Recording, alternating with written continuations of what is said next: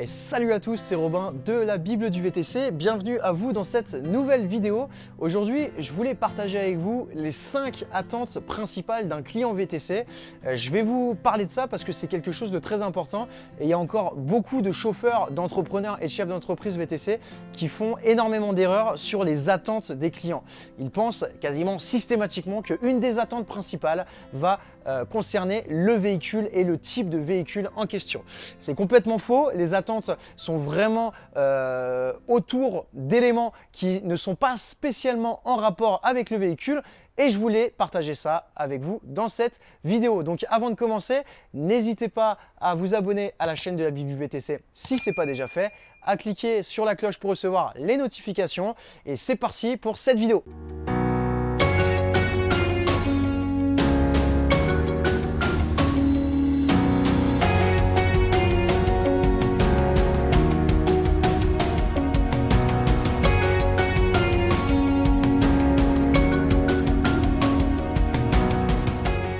Donc, alors effectivement, je prends le temps de faire cette vidéo. Bon, j'en ai déjà parlé, bien évidemment, dans d'autres vidéos, mais j'ai encore beaucoup, malheureusement, de clients qui m'appellent et qui me disent voilà Robin, je vais avoir une clientèle privée, je vais avoir un contrat avec une société, etc.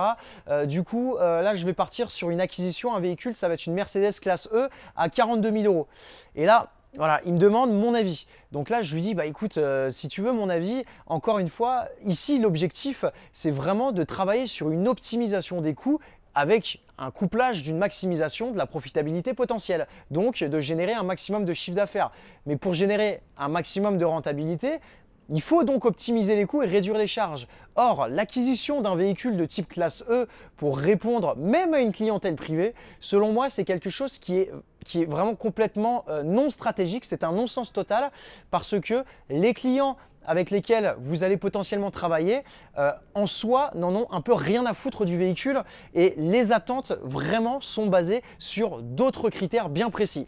Et vraiment, je voulais partager avec vous les 5 critères et je me base pas sur les 5 critères que je pense, c'est les 5 critères basés sur une analyse quantitative et une analyse qualitative que j'ai effectuée auprès de plusieurs centaines de clients et j'ai pris à chaque fois les 5 critères qui ressortaient de manière systématique et je voulais les partager avec vous. Donc le premier critère qui ressort quasiment systématiquement, c'est pas le véhicule en question, c'est la propreté du véhicule. Donc la propreté du véhicule, qu'est-ce que c'est? Ça va être la propreté du véhicule extérieur. Pour ça, vous allez pouvoir soit nettoyer directement manuellement votre véhicule ou aller dans des stations de lavage éléphant bleu ou Total pour que le véhicule soit nickel et qu'ils paraissent propres, mais c'est surtout encore plus important la propreté intérieure du véhicule.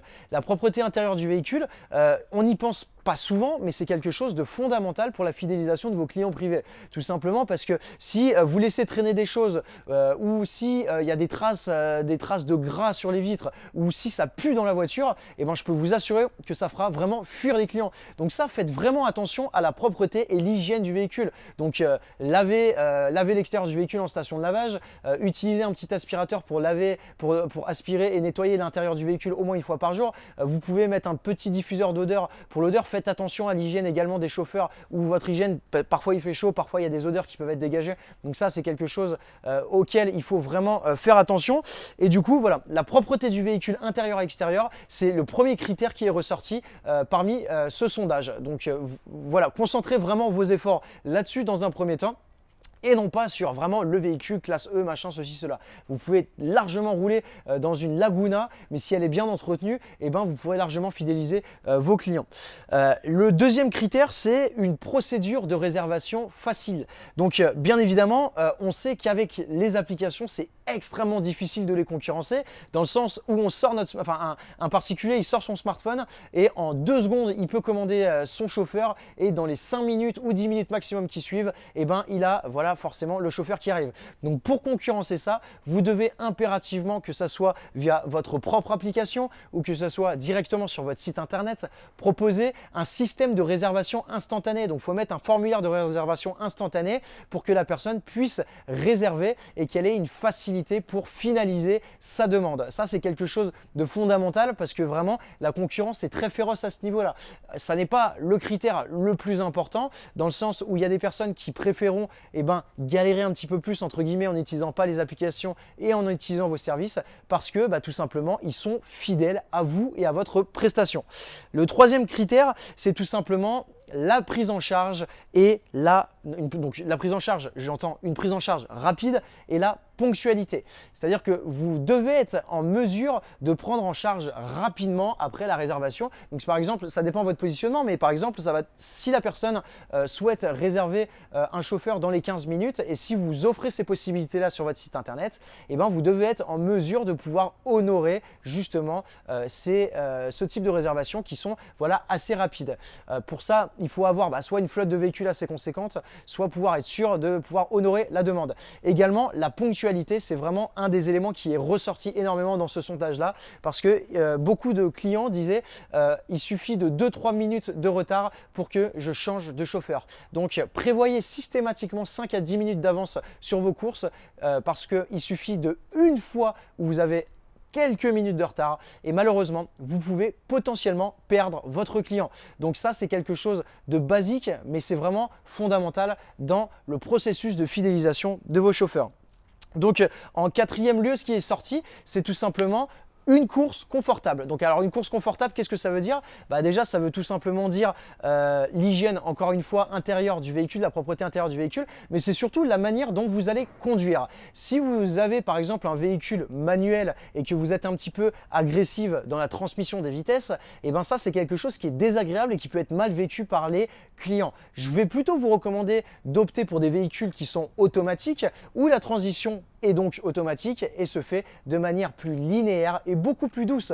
Les clients apprécieront davantage. Ce que je vous recommande également en termes d'acquisition de véhicules, je reprends un petit peu l'idée de la classe E quand je vous ai dit que ce n'était pas une bonne acquisition. Je vais plutôt vous recommander des véhicules de type hybride. Alors ça peut être une Peugeot 508 hybride, ça peut être une Toyota Auris, ça peut être une Toyota Prius Plus. Ce sont des véhicules robustes qui coûtent pas cher, qui sont hybrides et donc l'expérience vécue par les utilisateurs est très agréable parce que le bruit du moteur est quasiment inexistant lorsqu'il est en mode électrique. Ça, c'est quelque chose qui est vraiment confortable, qu'ils apprécient et qui les fidélise. De plus, le fait de travailler dans un véhicule hybride vous démarque et vous instaure dans une démarche éco-citoyenne et écologique.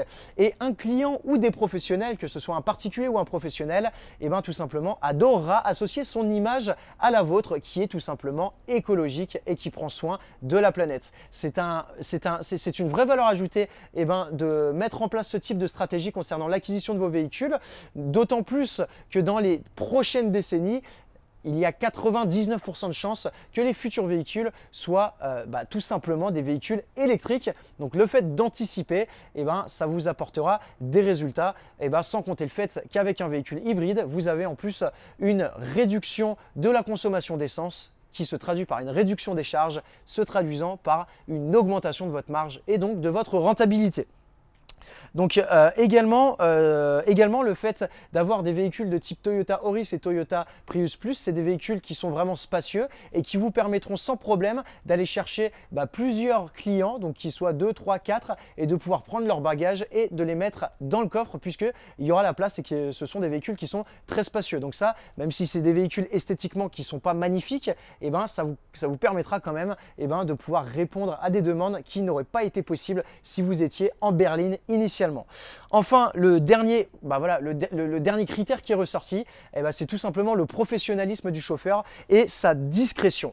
Donc, qu'est-ce que ça veut dire? Ça veut dire tout simplement être courtois, un sourire, aller ouvrir la porte au client, aller ouvrir la porte à l'entrée, à la sortie, à la fin de la course, mettre les bagages donc dans le coffre et puis tout simplement engager la conversation uniquement si vous voyez que la personne a envie spécialement de parler ou pas. Donc, voici les 5 critères qui sont ressortis principalement principalement des différentes attentes. Je voulais vraiment faire cette vidéo parce qu'il y a beaucoup de personnes encore qui pensent que le critère principal de l'attente des clients, donc le critère pour avoir des clients privés et pour être en mesure de répondre à leurs besoins et à leurs attentes, eh ben, c'était le standing du véhicule. Or, ça n'est absolument pas le cas et ça se base sur les 5 critères que je viens de vous expliquer. Donc, pensez plutôt à redoubler d'efforts sur ces critères-là plutôt que dépenser de l'argent inutilement dans un véhicule qui vous coûtera cher et pourtant qui rapportera la même chose qu'un véhicule qui coûtera 2, 3 ou 4 fois moins cher.